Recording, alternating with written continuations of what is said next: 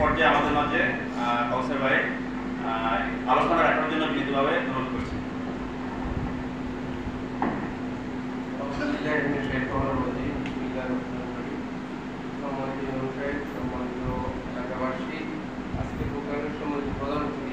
আমাদের সারাস্তের কৃতি সন্তান রাগু এলাকার অধিবাসী নারায়ণগঞ্জ শিবিরের সাবেক জেলা সভাপতি, বর্তমান নারায়ণগঞ্জ মহানগরী জামাত ইসলাম বাংলাদেশের সম্মানিত এসএসপি সেক্রেটারি জনাব জামালউদ্দিন ভাই, সকলকে আমাদের এলাকার পক্ষ থেকে, বিশেষ করে আমি ব্যক্তিগতভাবে এলাকায় কম আসা হয়েছে, অনেকদিন পর সবাইকে দেখতে পেরে আমরা শুকরিয়া করছি। আসসালামু আলাইকুম।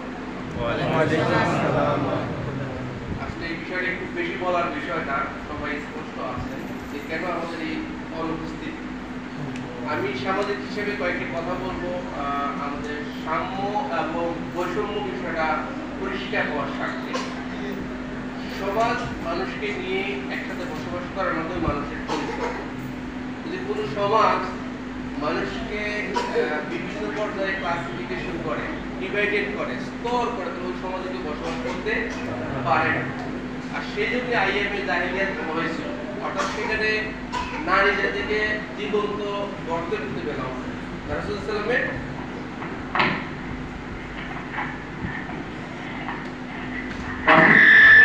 আগমনের পূর্বে এই পরিস্থিতি থেকে আল্লাহ তাআলা রাসূলকে নির্দেশ করেছেন যে সকল মানুষ সমাজে সমান।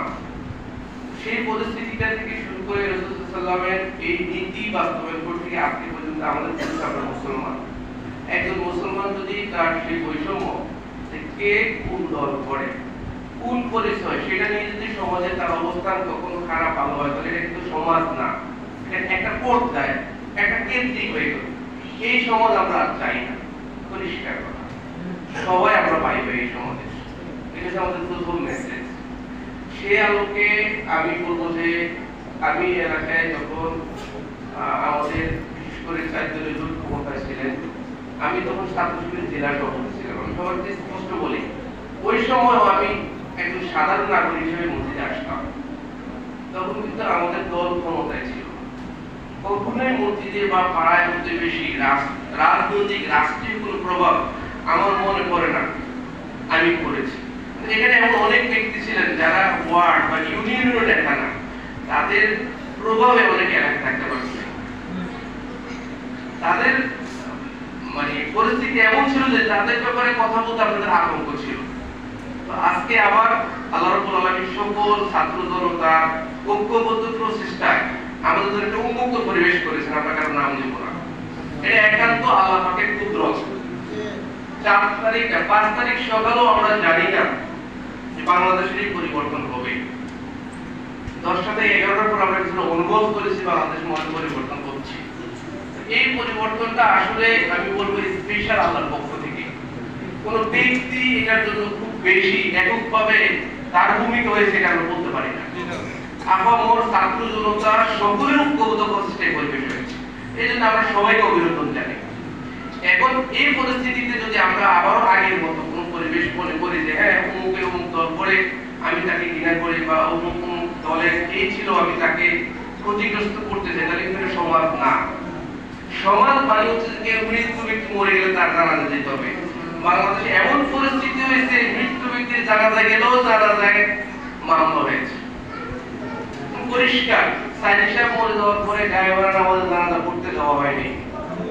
বাংলাদেশের সবচেয়ে প্রখ্যাত আলেম, আজকে সারা বাংলাদেশে শুধু তাফসীর শুনেন, তাফসীর কারকদের যিনি জনক, বাংলাদেশে কোরআন কিভাবে তাফসীর করার মতো ওই সময় ছিল না, ছিল ওয়াজ, কিছু গীত গাইতো হুজুররা, মানে কোরআন না এমনি ইচ্ছা করতো এইভাবে মাহফিল তো আগে আর 20 বছর আগে সাইদি সাহেব এসে কোরআনের পাতা ধরে যখন তাফসীর করা শুরু করেছিল, এটাকে অনুসরণ করে আস্তে আস্তে আলেম ওলামারা তাফসীর করা শুরু করেছে। এজন্য বাংলাদেশের তাফসীরের উপস্থাপক ছিলেন সাইদি সাহেব। ওই মানুষটা যখন মারা গিয়েছেন তার গায়েবাড়া নামাজে জানাজাও পড়তে দেওয়া হয়নি। এটা কি একটা সমাজ? এই সমাজে সব দলের লোক থাকুক, কেউ মারা যাবে তার জানাজা আমি যাবো, কারো বাচ্চা ছেলে মেয়ের বিয়ে হবে আমি যাবো, সেখানে এখানে কেন যাওয়া হলো? এটা ওই উনি তো ওই দল। এই জায়গাগুলোতে আমরা বেরোতে চাচ্ছি, আমার বক্তব্য এই জায়গাতে আমরা থাকতে চাচ্ছি না। আমরা সবাই একই সমাজে একসাথে থাকতে চাই। কেউ মারা যাবে তার জানাজা জানাজায় সবাইকে দোয়া করবো। এখন তিনি ওই দল করে যদি জানাজায় যাওয়া যাবে না বা ওই ব্যক্তির জন্য দোয়া করা যাবে না, এটা তো মুসলমানের ঐতিহ্য হতে পারে না।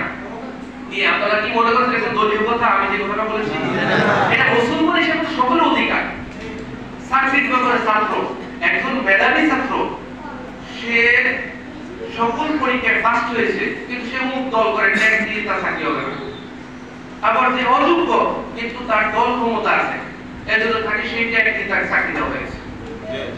অসংখ্য মেধাবী ছাত্র বেকার অসহায় হয়ে পড়ছে, ট্যাগ ছেড়ে দিয়েছে। আমরা এই পরিবেশ চাই না। আমরা কি চাই? যে সত্যিকারের মেধাবী, যার যোগ্যতা সে ফার্স্ট হয়েছে তাকে চাকরি দিতে হবে। এখানে আমি অমুক দল করি। আজকে আমি প্রসঙ্গে বলি, জুমার আগে একটা মসজিদ কমিটির সভাপতি সেক্রেটারি আমাকে দেখা বলছে সব জামাতে। তখন সেই কথা বলছেন কেন? জামাতে সবাইকে বিশ্বাস, জামাতে সবাই ভালো হয়েছে সার্টিফিকেট আমি দিতে পারবো না, এটা দিবে আল্লাহ। আপনি তিনজন জামাতে এটা বললে আমাকে খুশি করবেন? আমি তো রাজনীতি করি না। আপনি বলেন তিনজন মসজিদ কমিটির মতো যোগ্য, মসজিদ কমিটির হকা দেখে তো তাহলে আমি এটা তো ওকে দিব। জুমার আগে আমি মসজিদের নাম বললাম, উনি আমাকে সভাপতি সেক্রেটারি বলতে মসজিদে একটা ডেভেলপ হবে, ওখানে 2 কোটি টাকা লাগবে।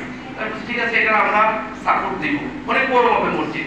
তো কমিটির নাম সভাপতি সেক্রেটারি দেখায় বলে ভাই এটা জামাত, সবাই জামাত। আমি বলছি এটা বলে কি টাকা দিতে চান? এটা না, বলবেন যে মসজিদের জন্য এই তিনজন উপযুক্ত, এই মসজিদটার জন্য পারফেক্ট, মুসলিমদের অধিকার দিয়ে মসজিদ পরিচালনা করবেন, এরকম বলে ঠিক আছে। কিন্তু জামাত ইসলাম করে এই জন্য আপনি ওকে না। আমাদের জামাত ইসলাম বলে আমি জামাত করি, যদি আমার সব ভালো নাও বলতে পারে, আমার স্কলার মাধ্যমে যারা মানুষ প্রত্যেকটি মানুষ ভুলের মধ্যে আছে, স্পষ্ট করে না কোনো মানুষ বলতে পারবে না 100% সহি। প্রত্যেকটি মানুষের উপরে, যেজন্য মানুষ ভুলে নিয়ে চলবে এবং ভুল দিয়ে তাকে সংশোধন করতে হবে। শুধুমাত্র নবী রাসূলরা ছিলেন ভুলের ঊর্ধ্বে। তাহলে আমি কি বলতে পারবো আমি 100% সহি? তাহলে যদি জামাত করি বলে আমি 100% সহি কথা কেন বলবো? হ্যাঁ, আমি ভালো হওয়ার জন্য কাজ করছি, ভালো হওয়ার জন্য আপনাদের বলতে পারতেছি। আমি 100% ভালো না কারণ সেটা আপনি আমাদের সার্টিফাই করবেন, আমি বলতে পারবো না। এটা কেন বললাম? সমাজে এই জাতীয় বিষয়গুলো প্রতিষ্ঠিত ছিল, দলীয়। এই জায়গা থেকে আমরা বের হতে চাই, আপনাদের কাছে আমার অনুরোধ। এবং সর্বশেষ এখানে আমাদের প্রধান অতিথি বক্তব্য দিবেন যে আমাদের সমাজকে আসলে আমরা একটু একটা সুন্দর সমাজ, যে সমাজের মাধ্যমে কোনো বৈষম্য থাকবে না, ধনী দরিদ্র গরিব অসহায় কোনো ডিফারেন্স রাখতে চাচ্ছি না, সবার অধিকার সমান, যেটা রাসূল সাল্লাল্লাহু আলাইহি ওয়াসাল্লাম যে সমাজ উপহার দিয়েছেন, আইয়ামে জাহিলিয়া থেকে সোনালী সমাজ দিয়েছেন। ওইটা ছিল আইয়ামে জাহিলিয়া সবচেয়ে খারাপ যুগ রাসূলের আগে, আর রাসূল আশা করে রেখে দিয়েছেন কি সোনালী সমাজ, সবার অধিকার সমান। ওইরকম একটি সমাজ যদি পায়, আমি খুব বেশি ভোগ করতে পারবো না, কিন্তু যারা এখানে ইয়াং আছে, যাদের সন্তান আছে, তারা ভোগ করবে।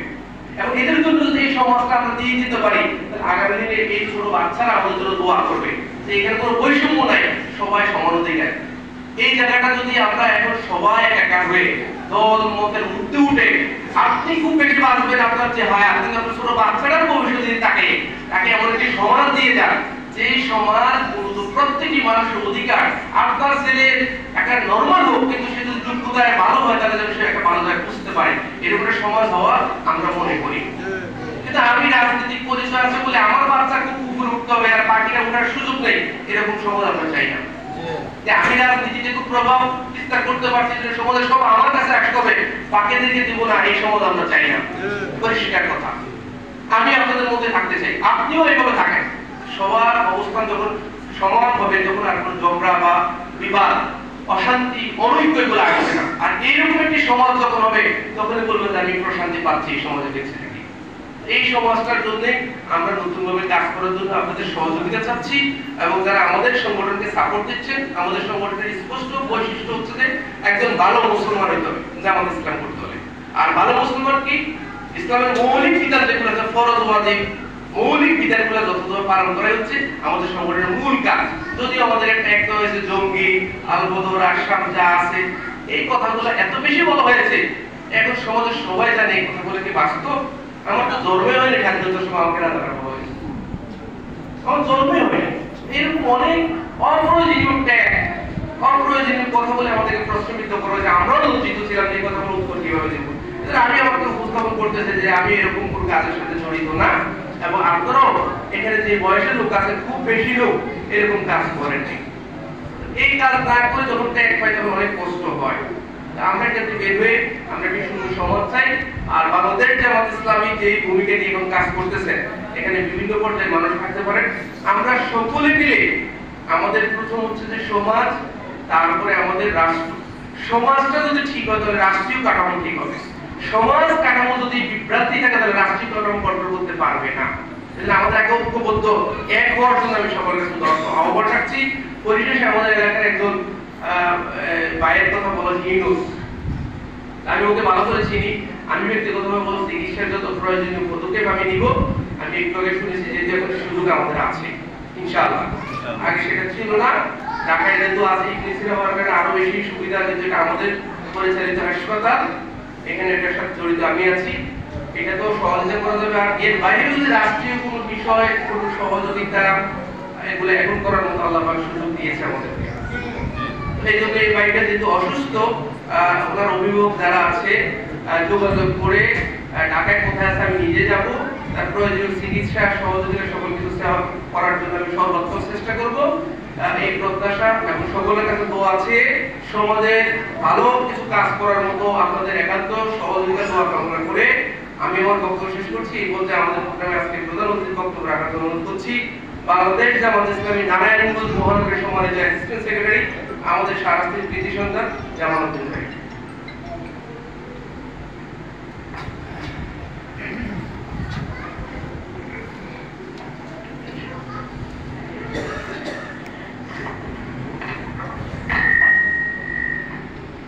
أعوذ بالله من الشيطان الرجيم بسم الله الرحمن الرحيم إن الحمد لله والصلاة والسلام على سيد الأنبياء والمرسلين وعلى آله وأصحابه أجمعين।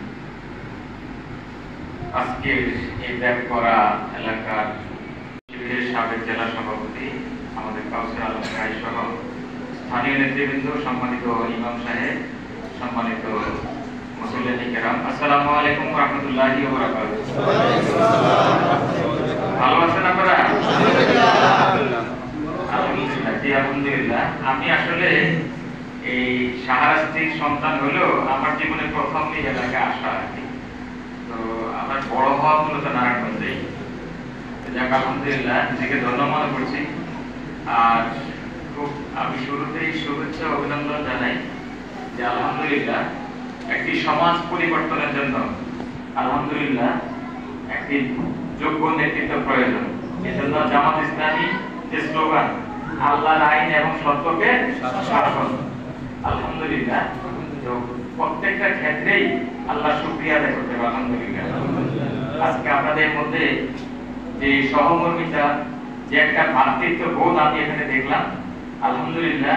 এখানে আমার পূর্বে যিনি বক্তব্য রাখছেন এলাকায় থেকে সন্তান, আলহামদুলিল্লাহ এই সমস্ত সোনার ছেলেরা যখন এই সমাজের দায়িত্ব নেবে ইনশাআল্লাহ সমাজের পরিবর্তন হবে। কি বলেন? ইনশাআল্লাহ। দোয়া করবেন না তার জন্য? আলহামদুলিল্লাহ। এই যে সাথে সাথে শোনার সাথে সাথে একজন ভাইয়ের চিকিৎসার ব্যাপারে, তো সম্মানিত ভাইরা, আসলে এটা অনেক ভাগ্যের ব্যাপার। আমি এখানে কোরআন তেলাওয়াত যখন করছিল তখন আমাদের শামীম ওসমান ভাই নাম নাকি খেলা হবে বলে বাংলাদেশের সবাই চিনে। হ্যাঁ, অর্থাৎ নারায়ণগঞ্জে তার অত্যাচারে ঠিক আছে এত নিগৃহীত একটা খারাপ মানুষ পৃথিবীর ইতিহাসে তার চেহারা দেখে সবাই। হ্যাঁ, তো সেই লোক আমি যখন আমাদের ছোট ভাইটা কোরআন তেলাওয়াত করতে বললাম যে এক শামীম ওসমানের ভয়ে নারায়ণগঞ্জের মানুষ এত উদ্দিষ্ট ছিল, পুরো বাংলাদেশের মানুষ, সেই শামীম ওসমানের শাহরাস্তি আসলো। আলহামদুলিল্লাহ এক শামীম ওসমান হইলো মানে অন্যায় কাজের সাথে জড়িত ছিল, আরেক শামীম ওসমান যেন ইসলামের ঝান্ডা তুলতে পারে। সম্মানিত ভাইরা, আসলে আল্লাহর শুকরিয়া বারে বারেই বলতে হবে। যারা দুনিয়াতে ক্ষমতা প্রদর্শন করছে, যারা দুনিয়াতে ক্ষমতা দেখেছে, তাদের এই পরিণতি সূরা আল ইমরানের 157 নম্বর আয়াতে লা ইয়াগুরুন্নাকা তাকাল্লুবাল্লাযিনা কাফারু ফিল বিলাদ।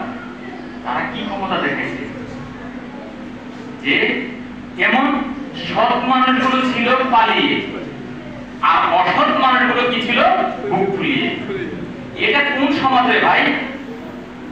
রাষ্ট্রীয়ভাবে অনেক অর্থ খরচ করে যেখানে আমাদের সমাজকে সুন্দর করার কথা, সেখানে দেখেন ভালো মানুষগুলো কিছু হইলেই ঠিক আছে, কোনো ভালো কাজে যখন উদ্যোগ গ্রহণ করা ভাই এই যে 10 জন পর্যন্ত পড়ছে, 50 জন পড়ছে, এই তো এখানে রাজাকার পাওয়া গেছে। দেখছেন না? সবচেয়ে সমাজের নিকৃষ্ট যারা মাদকের সাথে জড়িত, যারা অন্যায়ের সাথে জড়িত, তাদের সর্বনাশ ছিল তাদের, ঠিক না? আলহামদুলিল্লাহ, আলহামদুলিল্লাহ।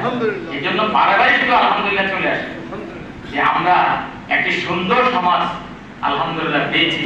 আমরা গত আগস্টের 5 তারিখের আগেও কিন্তু মুখ খুলে কথা বলতে পারিনি। আহা, চিন্তা করে দেখেন মাওলানা দেলাওয়ার হোসেন সাইদি কি অপরাধ করছে, মাওলানা মতিউর রহমান নিজামী কি অপরাধ করছে, আমাদের আলী হাসান মোহাম্মদ মুজাহিদ কি অপরাধ করছে, একটু চিন্তা করে দেখেন কি অত্যাচার করছে তারা। আমার মনে পড়ে আমাদের মুজাহিদ সাহেবকে যখন ফাঁসি দেওয়া হলো, উনি যখন শহীদ হলেন, তার ছেলে মেয়েরা জানাজা অংশগ্রহণ করবে সেই সুযোগ পর্যন্ত নারাজ বের হয়েছে, ওই গাড়ি কবরে হামলা করে তাদের ছেলে মেয়েকে রক্তাক্ত করা হয়েছে। কি নিষেধময় বলেন, আমরা কোন আয়ামে জাহিলিয়ার মধ্যে বসবাস করেছিলাম? সম্মানিত ভাইরা, আমরা আসুন, আমরা যে বৈষম্যের কারণে একটি সমাজ নষ্ট হয়েছিল, আমরা এই যে আন্দোলন প্রতিষ্ঠিত, যারা আমাদের ছাত্র ভাইরা, জনতা যারা অংশ, আমি সেই নারায়ণগঞ্জের মানুষ, ঢাকা চট্টগ্রাম মহাসড়কে যুদ্ধ কাহার করে আমরা দেখেছি, নিজ চোখে দেখেছি হেলিকপ্টার দিয়ে মানুষকে কিভাবে নির্বিচারে মানুষকে হত্যা করা হয়েছে। সম্মানিত ভাইরা, যাদের রক্তে রঞ্জিত হয়ে আজকে আমাদের এই স্বাধীনতা ভোগ করছি, আমরা তাদেরকে আজকে মসজিদ থেকে আমরা তাদের শাহাদাতের সর্বোচ্চ মর্যাদা কামনা করছি। আমিন। সম্মানিত ভাইরা, কথা বেশি বলবো না, কারণ নামাজের পরে, নামাজ তো অনেক আগে থেকে আলোচনা শুরু হয়েছে, সুতরাং এখন খাবার সময় দেরি করবো না। শুধু আমাদের ব্যাপারে বলা হয়, অনেকেই বলে জামাত ইসলামী ক্ষমতার জন্য রাজনীতি করে। আমি তো আজকে স্পষ্ট ভাষায় বলতে চাই, জামাত ক্ষমতার জন্য রাজনীতি করে। দেখছেন না আপনারা, সরকারের এই অন্তর্বর্তীকালীন সরকারের একটি ঘোষণায় বাংলাদেশের 12টি উপজেলা এবং 400 প্রায় 5 শতাধিক চেয়ারম্যানের 1 মিনিটে তাদের ক্ষমতা খর্ব হয়ে গেছে। দেখছেন না আপনারা? আমরা তো ক্ষমতা চাই, আমরা তো ক্ষমতায় চাই যে অমলের শাসন যেভাবে প্রতিষ্ঠিত হয়েছে, কোনো অন্যায় অবিচার হয়নি, করতে দেওয়া হয়নি, সত্যকের শাসনের মাধ্যমে একটি বৈষম্য দূর করা হয়েছে। আমরা তো সেই সমাজ চাই, আমরা তো তার জন্যই আন্দোলন করি। আপনারা চান না সবাই? আলহামদুলিল্লাহ, যখন কোরআনের আইন প্রতিষ্ঠা হবে, আমরা কোরআনের আইন শিখ, আপনি দেখছেন না আলহামদুলিল্লাহ শুরু হয়েছে না? ঢাকা বিশ্ববিদ্যালয় ডিসি সাহেব যখন ইমামতি শুরু করলেন, পিছনে ছাত্ররা নামাজ পড়লেন, পুরো বাংলাদেশ শুরু গেছে। এই তো মনে হয় শিখি বলছে না, বলেন না? আমরা তো চাই যিনি রাষ্ট্রপ্রধান হবে তার ইমামতিতে বাইতুল মুকাররমে জামাত হবে ইনশাআল্লাহ। আপনি চান না? ইনশাআল্লাহ। আসুন, আমি আপনাদেরকে এজন্য বলি, বুক ফুলিয়ে বলবেন, আমরা জামাত ইসলামকে ক্ষমতা আনতে চাই ইনশাআল্লাহ। আপনারা মনে করছেন না, সাতক্ষীরার এমপি সাহেব, ওসি সাহেব বলছে দেখা করতে যাবে, নতুন ইয়া আছে পরিচয় হওয়ার জন্য। সাধারণ লোকজন বলছে ওসি সাহেব নিয়ে যান, এমপি সাহেবের বাড়ি কোনটা, বলতেছে ওই যে বাড়ি। গিয়ে দেখে এক লোক খেজুর গাছের মাথার মধ্যে বসে আছে, খেজুরের রস কাটার জন্য ইয়ে করতেছে। ওসি সাহেব বলতো এমপি সাহেব একটু মোটা তাজা হবে, তার পিছনে অনেক লোক থাকবে, ঠিক আছে? এরকম এমপি তো আমরা সমাজ দেখি, এটা করে ইউনিয়নের চেয়ারম্যানের পিছনে 20-25টা হুন্ডা নিয়ে যেভাবে জ্বালা যন্ত্রণা করে তারা, এটা কি এমপি হতে পারে? ওসি সাহেব বিশ্বাস করে না, উনি ফেরত আসবেন। তোকে বলে ভাই আপনি মিথ্যা কথা বলেন, না উনি এমপি।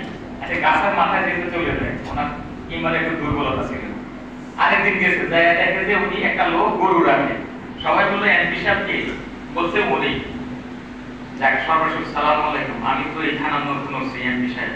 বলে আপনি আমার পাশে আসেন কেন? ঠিক আছে, আমি তো আপনার সাথে দেখা করতে পারতাম। সম্মানিত ভাইরা, যারা অন্যায়ের, অন্যের হকের ব্যাপারে যারা সচেতন, যারা মনে করে ফোরাত নদীর কূলে একটি কুকুর যদি না খেয়ে মারা যায়, কালকে আমাদের ময়দানে আমাকে আল্লাহ রাগ করে দাঁড়াতে হবে, আমরা তো এমন শাসক তৈরি করতে চাই। এই জন্য কি জামাত ইসলামের ক্ষমতা আনা দরকার না? ইনশাআল্লাহ। আগামী দিনে দেশ হবে ইসলামের দেশ, একটি সুখী সমৃদ্ধশালী সমাজ গঠনের জন্য আমরা সবাই চেষ্টা করব ইনশাআল্লাহ। জামাতের নেতৃবৃন্দ যেখানে আসেন তাদের জন্য বলতে পারবেন কোনদিন জামাতের কোন লোক অথবা শিবিরের লোক কোন গান্ধার সাথে জড়িত ছিল না? বলার কোন কাজকে তাদেরকে আজকে মডেল মেনে দেওয়া দরকার। বলতে পারবে শিবিরের কোন ছেলে বিড়ির সাথে জড়িত, সাধারণত বিড়ির সাথে জড়িত? তাহলে এই সমস্ত লোকদেরকে আপনার ক্ষমতা আনবেন না, কাকে আনবেন? যে গান্ধা কেনে, যে বদল নিয়ে টানে, অসৎ লোক দিয়ে কখনো আপনি ভালো কিছু আশা করতে পারেন? ইনশাআল্লাহ আমাদের রাষ্ট্রীয় যে সমস্ত জনপ্রতিনিধি থেকে শুরু করে যে সমস্ত আসনগুলো আছে ওখানে যদি আমরা সৎ মানুষ বসাতে পারি এবং আল্লাহ দেয়া বিধান অনুযায়ী যদি সমাজ পরিচালনা করতে পারি তাহলে সমাজে কি হবে? সুখী সমৃদ্ধশালী সমাজ গড়ে সম্ভব না। আসুন আমি ত্যাগ করাবাসীকে ধন্যবাদ জানাই। আমি নিজেকে ধন্য মনে করছি সারাস্তি সন্তান হিসেবে। আলহামদুলিল্লাহ আজকে আপনারা সমাজের সবাই আলহামদুলিল্লাহ ঐক্যবদ্ধ। আমি বিশেষ করে কাউসার ভাইকে ধন্যবাদ জানাই। আলহামদুলিল্লাহ একটা মুহূর্তে উঠে কোনো বৈষম্য থাকবে না। কে আওয়ামী লীগ, কে বিএনপি, কে জাতীয় পার্টি, কে জামাত, আমরা সবাই ভাই ভাই। আমরা সমাজকে সুন্দর করতে চাই ইনশাআল্লাহ। তো আসুন সবাইকে আমি ধন্যবাদ জানিয়ে এবং দোয়া চেয়ে আমার কথাগুলো শেষ করছি। আসসালামু আলাইকুম ওয়া রাহমাতুল্লাহি ওয়া বারাকাতুহু।